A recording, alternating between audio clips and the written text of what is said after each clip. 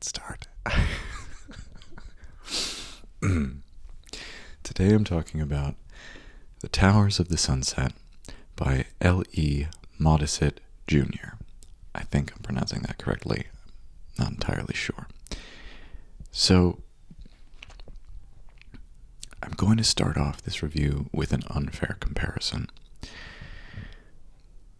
Do you know those foods that you eat that they're not good? Not even that they're not good for you, but they're also like not nutritional.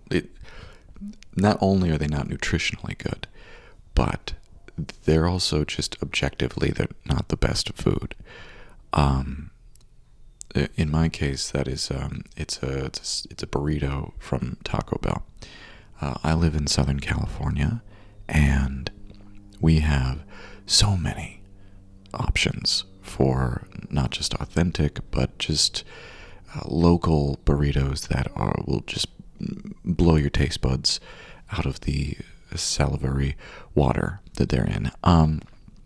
Point is, there is no reason in Southern California why anybody should be going to Taco Bell, and yet it became something of a ritual when I was taking my kids to their swim lessons that I would pick up a burrito from Taco Bell because Taco Bell was near the swim class. And this burrito is not good. In fact, it's a little gross. But sometimes when you get used to a thing, you kind of just crave it anyway. Like it's the familiarity of it.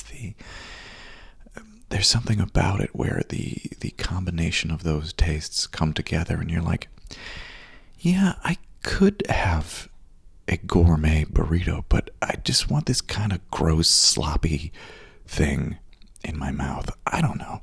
It's just something like that. Anyway, the reason this is an unfair comparison is because L.E. Modesitt Jr. and the Recluce series is not a Taco Bell burrito. It's nothing of the sort. It's not gross. It's not greasy. It's not poorly written. It's not any of those things. But the reason I bring up this comparison is that there are more fantastical fantasy books, and there are more, I think, more elegantly or poetically written ones. This is I've read two Recluce books. There's this one. This is the second one, and the first one is The Magic of Recluce. And I need to figure out where I'm going to put things in the future. It's not a bad book. It's not a bad book by any stretch. But when you think of, like, wild concepts, or it's not a ideologically or creatively, like, it's not fireworks. It's not the gourmet burrito. And yet there is something about reading, a fantasy book in this fantasy world that was written in the 1990s that just it just feels comfortable, I guess is what I would say. I would rank this in comfortable fiction. It's not a rip-roaring page-turner, and yet it's nice. It's not, the last book review that I did, which was for The Elementals, that's a story where it creeps up on you, and you want to know what's going to happen, and you want to figure out what's going on with these apparitions and all those things. This is a book that I started reading about, I want to say, a year ago, and just picked up and put down. I would just get into it and be like, oh yeah, I kind of remember what happened last time. I got into it in the first place when my D&D group put together a sort of very casual book group. Three of us decided, let's read a fantasy book together. That'd be fun. So we read The Magic of Recluce because one of our members had read a lot of those books when he was younger, and he wanted to get back into it. What's interesting about Recluce is that it has a very, well, I know a lot of fantasy series have their own magic system, but this is the way that it's laid out, it's very deliberate. It's like there are two kinds of magic. There's white magic and black magic, and as a flippy-floppy, twisty-turny twist, the white magicians are the bad ones and the black magicians are the good ones. And black is order, which is very much like you can't hurt things, you can't do destructive things. And then the white magic is chaos. It's all about destruction. So one is about supporting and strengthening. The other is about destroying and taking things apart. For instance, if you want to try to shift some clouds over to put some rain down on a field, that would be order magic. If you want to shoot fireballs at somebody, that's chaos magic. It's explained at great length in the books. I'm still a little shaky on the exact way that it works, but you absolutely get the sense that however it works, Ellie Modesitt Jr. is he knows how it works. And so we're reading this first book with the group, and it's fun to read a book with friends, so I'm okay with it. But I'm reading through it, and I'm like, I'm not really into this. Also, the author had a habit of writing down every single like sound effect that happens in the first book. So like if there's like somebody wakes up and there's like dripping rainwater on leaves, like the paragraph starts with drip, drip, drip, and it's like that for everything. It's like clop, clop, clop, the horse's hooves, and like ting, tang, ting, like they're fighting with swords or something. And it was way too much. And I'm happy to report that in the sequel, that's almost, not entirely, but almost completely gone. So I have to think that the editor told Ellie, he was like, look, we like what you do, but please stop doing this. But the point of all this, I don't know what the point of all this is. What I'm trying to say is, in the first book, I was pretty neutral on the book as a whole. I was like, this seems like a pretty generic fantasy story. And then, about halfway through the book, the main character, Laris, as part of his schooling, basically, of being a wizard, being a black wizard, he is supposed to go off into the world and just exist, basically. And what he ends up doing is he starts an apprenticeship in a woodworking shop. And woodworking, it turns out, like, it's perfect for him using his powers because he can use his order to strengthen the wood, to make very precise measurements for those kinds of things. And it's weird that you think about a fantasy book, you think about what makes a fantasy adventure interesting. It's the adventure, right? It's the fighting, it's the crazy magical spectacle that's going on. And yet, this book, when the author is writing about just the main character, Laris, working in a shop as a carpenter, I found it extremely absorbing. Like, I just blazed through those chapters because I'm like, I don't care about what's going on with the white wizards. I don't care what's going on with the greater plot. I just want to read about this guy being a carpenter. And of course, by the end of the book, he has to leave his apprenticeship and he has to fight the wizards and stuff. And that's again, it turns into a generic fantasy adventure. But that middle part really stuck with me. And I was like, I don't know. I really liked it. It was something about the way that he wrote it where you just sort of inhabited that cozy, comfy, slightly magical. And it was, and that they keep coming up. It's like, everyone doesn't want to talk about like how great this guy's tables and chairs are. Because, being a magician is, the white wizards are looking for people and, they can't talk about it. But everyone's like, this guy makes a really good fucking chair. It was charming. Charming is the word. And so when we finished the book, we talked about reading the second book in the series. But, we all got busy as D&D groups do. And so we didn't move on to that one. And we talked about doing a different book. And we haven't gotten back to our book group, sadly. But, a few months after putting down the magic of Recluce, I picked up the Towers of Sunset. And it was still, as I think I've mentioned here, I read lots of books concurrently, which is not the best thing to do when you're trying to finish any of them. So I picked it up, I put it down, it didn't quite grab me right away. And after I finished The Elementals, which again was a big deal because I hadn't finished a book in a long time, and it felt really good to finish a book, so I looked around at I'm currently staring at my giant stack of books, which is on the other side of this camera, and I was like, well, I was about halfway through that other Recluce book, I might as well finish that. And something very similar to the first book happens where, so Towers of the Sunset starts off with this kid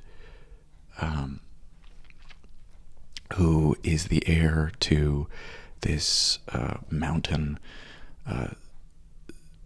what would we call it? It's kind of like it's almost more of a city-state than a country, where all the women are super tough and fight, and all the men are just sort of kept men. They're there for domestic bliss, but they aren't really trusted to do anything because men suck, which I can't argue with that. But we have our main character, and he spends the first part of the book just being like, I'm not really good at anything. I kind of can use this magic to shape the winds the way that I want, but I don't really talk about it. And he gets married off to someone that he doesn't want to get married to, and while they're transporting him down a mountain pass, he runs away, and he skis down, and he uses the winds to hide his escape, and yada yada yada. So his name's Kreslin. And I'm reading this, and I'm like, okay, so we're doing the avoidance of the call, and he goes off, and everyone's talking about, well, he's actually more powerful than we can even say. We never told him how he was the fucking man. And he gets into some scraps with the white wizards and all this other stuff. About halfway through the book, what happens is he goes to Recluce, which is this island nation, which we're introduced to in the first book, is this thriving, very powerful island that's run by black wizards. And the whole time I'm reading this book, I'm like, why do they keep talking about Recluce like it's this barren nowhere? I remember it being this like huge populated city. Turns out I'm a dummy dumb, because there was an airplane that went overhead, and so I'm going to bring it back here. So it turns out the second book actually takes place like 600 or 700 years before the first book. And if you look up the chronology of these books, because there's like 30 of them, this is pretty common for the series, where the author will jump like sometimes hundreds, sometimes even like 1,000 years around in the timeline of this world that he's created. And I, at least for this one, it does not mention that. So they finally get to Recluce, and I'm like, oh. But anyway, so if you like the first book, like me, where Laris gets to the apprenticeship, and he's just a carpenter for a little while, the entire second half of this book is just Kreslin and his betrothed trying to turn a desolate island into a whole kingdom. And literally chapter by chapter, it's like he's learning how to be a stonemason, and he's putting together a house, and they're figuring out how to plant crops, and he uses his wind magic to put the rain down on the field so they can grow orchards. And if that sounds like a fun time to you, if you want to read 250 pages of a wizard and his wife who hates him just trying to put a kingdom together, this book is right up your alley. And you know what? The history major in me kind of does like that, because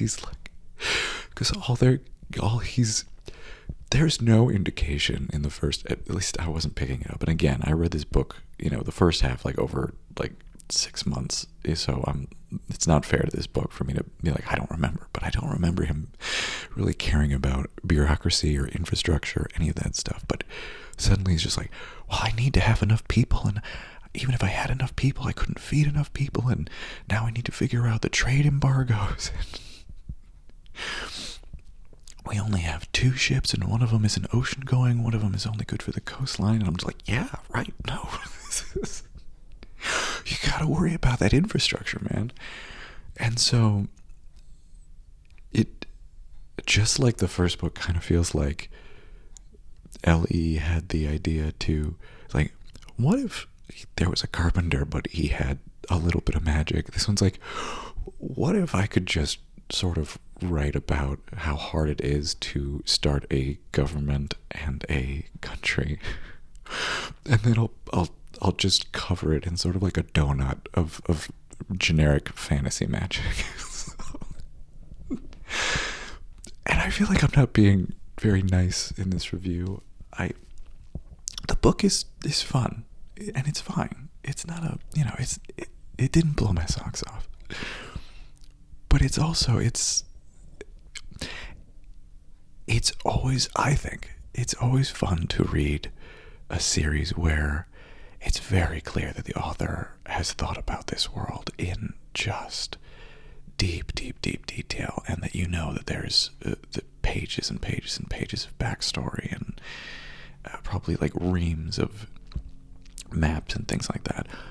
Speaking of which, if you ever felt like every fantasy book has a map and it's been done to death, you don't know what it feels like to not have one. This book needs a map. They talk about so many different countries, and there's no map. And if you're just reading this on the couch and you don't have your phone or your computer that you can just pull up a map, just figure out where the heck everything is. Put maps in all fantasy books. Put them in there. I don't care if it costs more to print. Put it in there. How dare you publish this book without a map? Tor Fantasy, how dare you? I'm calling you out. But another fantasy series where it's just very clear that the author has so much detail is the Malazan series, which maybe I'll get to one day. That series was, I believe the author's actually an anthropologist. I think they were either an anthropology major or they were a professor, and also played D&D, and they adapted their 20-year D&D campaign to a fantasy series. And it's very clear, every time you read one of those books, it's okay, so this is deep. Anyway, back to Recluce.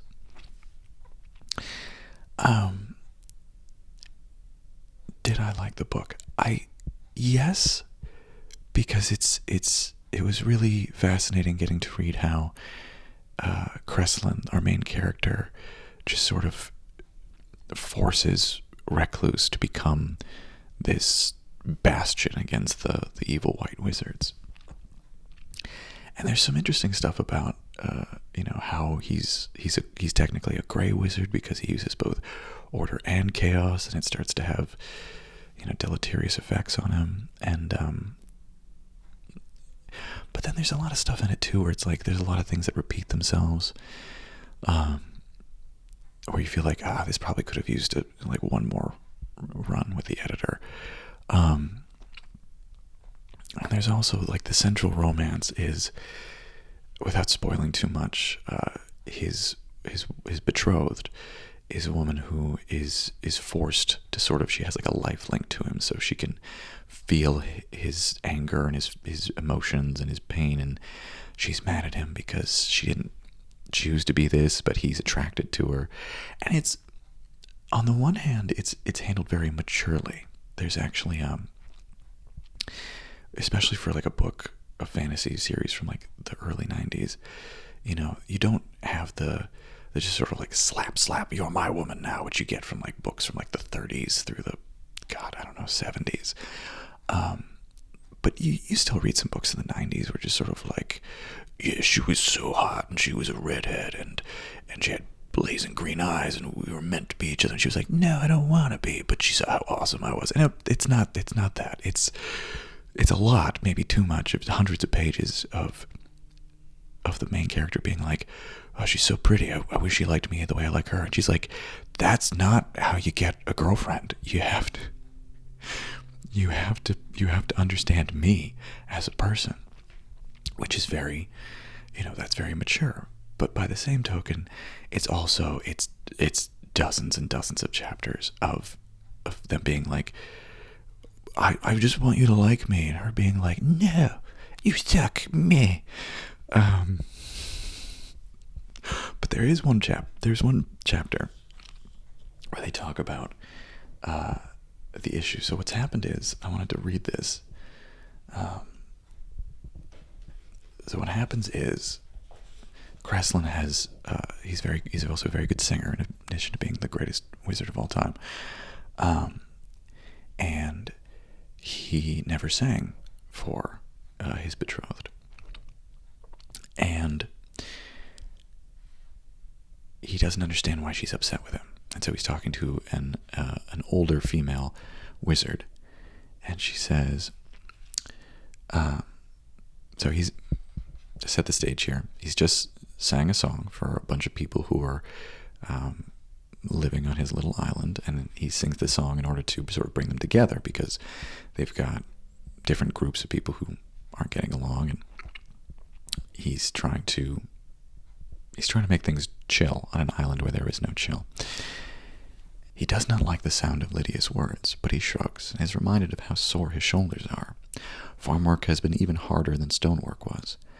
No, come along, where else have I failed? Failed? You and Clarice talk to me these days only to point out where I've made another mistake. Unless it's serious, you don't really take time to listen. I guess I deserve that. What now? Megara, the healer states. You really upset her tonight. Again. Everything I do upsets her. If I talk to her, it upsets her. If I don't, it upsets her. Kreslin. The soft tone chills him, and he answers warily, Yes, Megara is your wife. In name, perhaps, not in much else. Have you ever really asked why? No, because that's clearly the way she wants it. Have you ever told her that you love her? Do I? Lydia snorts. All right, but it's hopeless. I look at her and I can't help wanting her. She senses that as soon as I look, and she slices me apart. That's right. Do you remember how you felt every time you had to walk down the great hall at West Wind? Kreslin swallows. Now, you didn't even know what the guards were feeling. You just heard the words. How would you have felt if you could have known every thought behind those words? The healer's tone is as cold as the northern stars, and as distant, yet as close as a blade in his guts. He can say nothing, for his eyes begin to burn, although his feet do not stumble. Your wife, and she is your wife in the unfortunate and old sense of the word, because of Raies's meddling, has heard only a few warm words from you. You've never courted her, and you lust after her all the time. That's going to make her feel close to you? That's going to show her you love her? Kreslin winces, but the healer's words continue, like the ice winds that he has called before from the roof of the world. Every chance you get, you show yet another skill. Tonight was especially painful. You sang love songs and hate songs, funny songs and war songs, and your soul was out there, open and exposed. You risked your soul for people you scarcely know, and owe little enough too. Yet you have never sung to the woman you say you love. How do you think she feels about that? Not very good. You're right. Lydia's voice softens. What's worse is that if you come to her in guilt tonight, she'll take your head off, and you'll deserve it. What am I supposed to do besides think? You'll listen to every nasty word she says, and you will think about them, and you will not say anything nasty in return. You will not act superior. You will not act guilty, and you will not try to make amends, whatever they may be, tonight. You will tell her, however it seems fitting, that you honestly did not understand all that she felt, and that you will try to make up for it by treating her as a friend in the days ahead. So, you get through what feels like chapters of, the female lead, Megara, hating Kreslin, seemingly for no reason. If you're dense like me, you realize that all she feels from this guy is that he wants to bang her, and he's not being violent towards her. He's not saying anything towards her, but he's not communicating with her. And let's see, what page is this on? You get through 332 pages of this book, and then all of a sudden, you're hit with this extremely emotionally mature exchange between these two characters. But there's stuff like that in this book where you'll suddenly have these really human, very realistic exchanges where people are not talking about magic, but they're talking about how they feel or how difficult family relations are. So it's tough to say. I have the third book in the series, and I think I will end up reading it. I wouldn't call Recluce one of my favorite fantasy series at this point, but I don't know. I don't want to give it like a rating or say it's like 3 stars out of 5, because 3 stars feels like it's not an accurate assessment of how I feel about these books. They're not bad. They're not amazing, not yet, but there is something here. There's something here in these books that I find nice is such a damning with faint praise. Nice is such a light word, but there is something nice about it. I don't know. And occasionally there's some really interesting magical battles in it, although it might just be the way that my brain works. Sometimes when Modesitt describes a space or describes a battle, like the way that he describes it is way, way too subtle, and I'm just like, I don't know what I'm supposed to be imagining or looking at. But maybe I'm just not paying close enough attention. But that is something where I find that I tend to, when I read books, sometimes someone will go into far too much detail about what things look like, and I'm like, I get it. I don't need that much. My brain will put it together on my own. And then sometimes they won't describe it at all, and I'm fine with that because I can put it together in my mind. But then you've got ones that do sort of like a halfway, where Modesitt will explain certain things that seem to be important to him, but then it's like, well, wait, but where is this in relation to? I don't know. It's another criticism. So, where do we leave this book? We leave this book with, here's what I'll do. I'll rank the 2 books. I liked the section where Laris is a woodworker more than anything that I think I read in the Towers of Sunset. But I did find all of the stuff where they're literally brick by brick putting together the society, the civilization of Recluce, fascinating. So that's where we leave it. It's not a great book review, but it's the one I got for you. Thank you for listening. And I don't know, what do people do in YouTube videos? Tell me about your favorite fantasy series in the comments. No, actually, that sounded very sarcastic, and it was. But I also do tell me what are some of your favorite series in the comments. I probably can't read them because I am currently looking at 26 books in front of me that I'm at some stage of not finishing.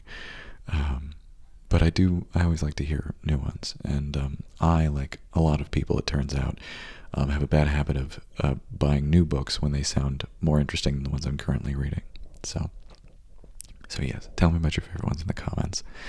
And forgive this extremely verbose and stumbling ASMR, if indeed it is that, video. I'm much more eloquent when I have a script that I can work from, and instead of finishing a book and then running to the camera to say something. Anyway, keep reading books. Books are good. Good day.